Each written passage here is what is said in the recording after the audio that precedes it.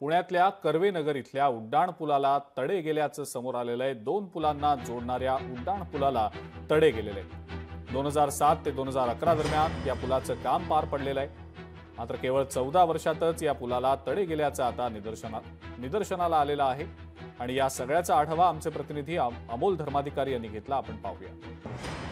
अनेक जुने पुल आहेत ज्यांच्यामुळे अपघात होण्याची सुद्धा शक्यता आहे। आणि असंच लोकशाही मराठीच्या पाहणीमध्ये कर्वेनगर भागातील एक उड्डाणपूल आहे, ज्या उड्डाणपुलाला 2 पूल ज्या ठिकाणी जोडले जातात, ज्याला आपण जॉईंट ब्रिज म्हणतो, त्या ठिकाणी अशा पद्धतीचे मोठे तडे आहेत ते गेलेले पाहायला मिळतात। या पुलाचं स्ट्रक्चरल ऑडिट केलं जातं का हे सुद्धा पाहणं महत्त्वाचं आहे। काही स्थानिक नागरिक इथले आपल्या सोबत आहेत। वरतून पण पूल हल्ला जातो, त्या गॅपमुळे उद्या मोठी दुर्घटना होण्याची शक्यता दिसते।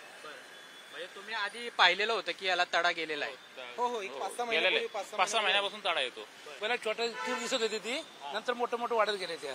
सुरुवातीला बारीक लाईन यामध्ये दिसत होती, मात्र आता ती लाईन सुद्धा वाढत गेलेली आहे आणि जवळपास 2 सेंटीमीटरची लाईन आपल्याला त्या ठिकाणी पाहायला मिळते। आणि हा संपूर्ण तडा एका बाजूलाच नाही तर पलीकडच्या बाजूला सुद्धा गेलेला आहे। आणि त्यामुळे हा पूल कोसळण्याच्या आत किंवा काही दुर्घटना घडण्याच्या आत याची दुरुस्ती होणं हे आवश्यक आहे। आणि लोकशाही मराठीच्या पाहणीमध्ये हा कर्वेनगर भागातला जो उड्डाणपूल आहे तो धोकादायक परिस्थितीत असल्याचं समोर आलेलं आहे। कॅमेरामन योगेश केळापुरेसह अमोल धर्माधिकारी, लोकशाही मराठी, पुणे।